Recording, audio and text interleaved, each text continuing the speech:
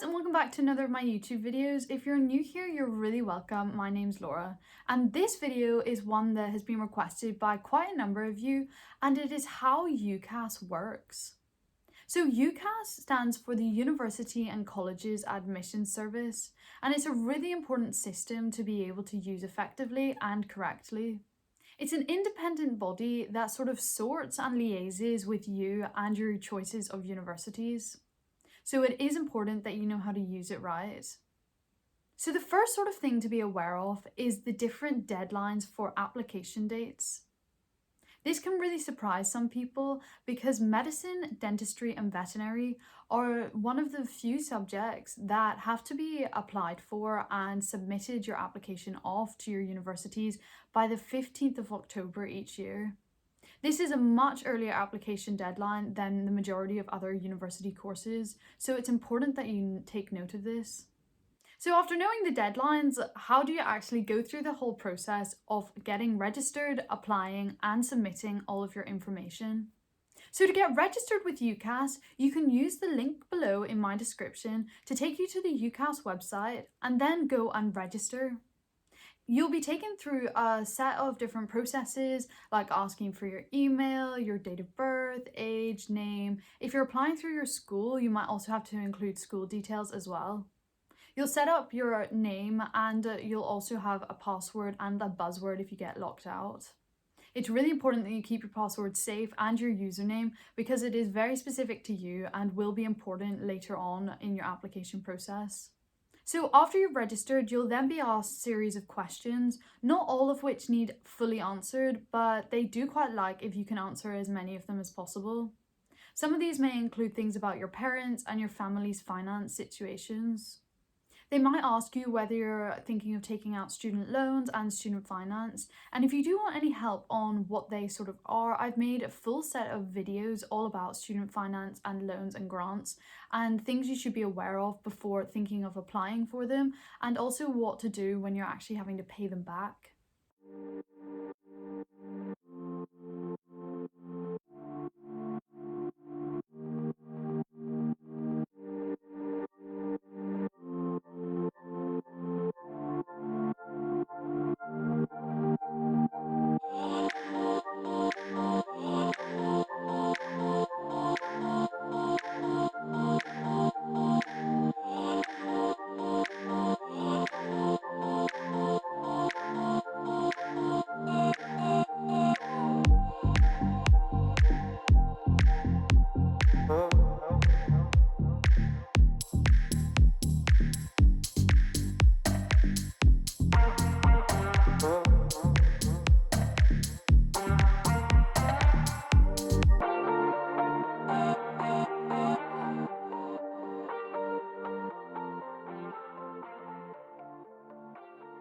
So once you've registered, you'll then be able to go into the portal and take a look around and get familiar with the whole website layout and how things are worked and accessed. You may already be aware, but you get 5 choices for universities when it comes to UCAS. This is important to note as actually medicine and dentistry can only apply to 4 medical or dentistry schools. This means that your 5th choice has to be for a different subject or for a totally different course type.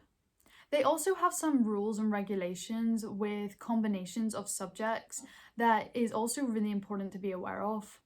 If you're an undergraduate and you're thinking of Oxford or Cambridge, do be aware that you actually cannot apply for both at once.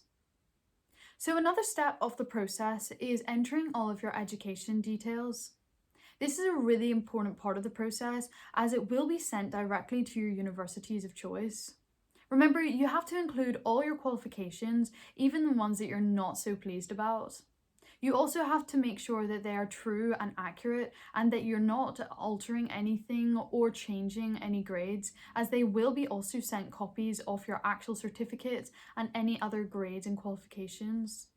If you haven't yet sat the qualifications or achieved the grades, but you know that you are going to be sitting, let's say, your A levels or AS levels, then you can put on the form pending, and that just means that you're expected to get a certain grade in this qualification, but you haven't got it yet.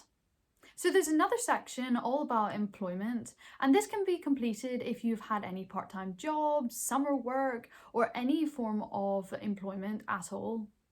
You can put in what you've done, how many hours, and what sort of work it was.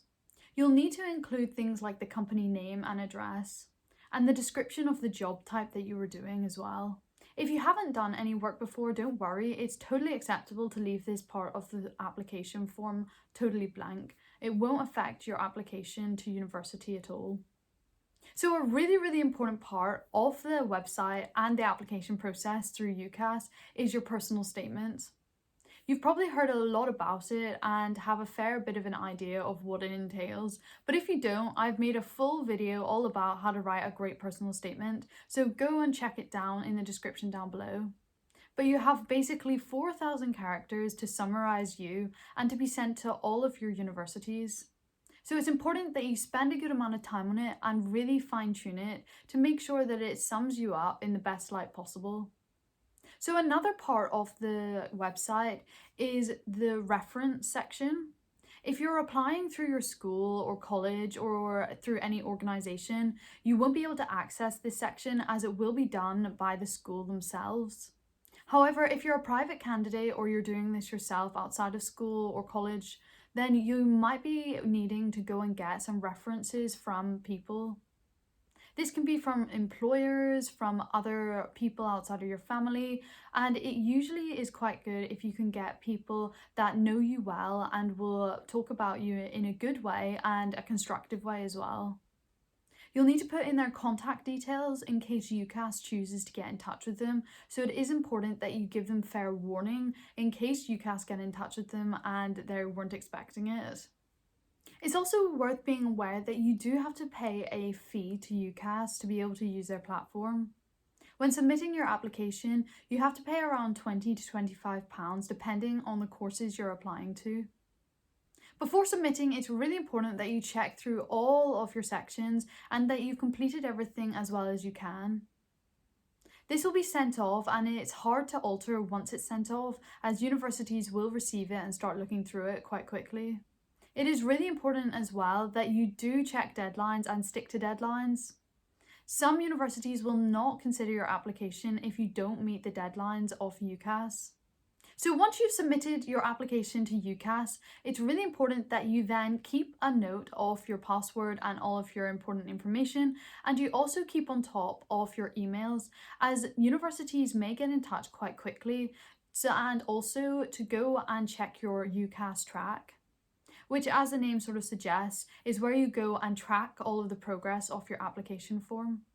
Universities can be quite slow at getting back to you, or they can be really punctual and get a lot of information to you very quickly. It really does depend on your course and your chosen universities, but do keep an eye out for your emails coming through as well. So I hope this video has given you a better understanding of how to use UCAS and what it all entails. It's important to stick to deadlines, and it's also important to fill out everything as accurately and as fully as possible. I hope everything goes really well for you, and if you've got any questions, please leave them in the comment section down below. Thanks for watching, and if you haven't already hit that subscribe button, make sure to do so to keep up to date with all my new content and videos to help you on your journey to university and to medical schools. If this video was useful, please hit the like button as well, and I'll see you in my next video. Thank you, bye bye!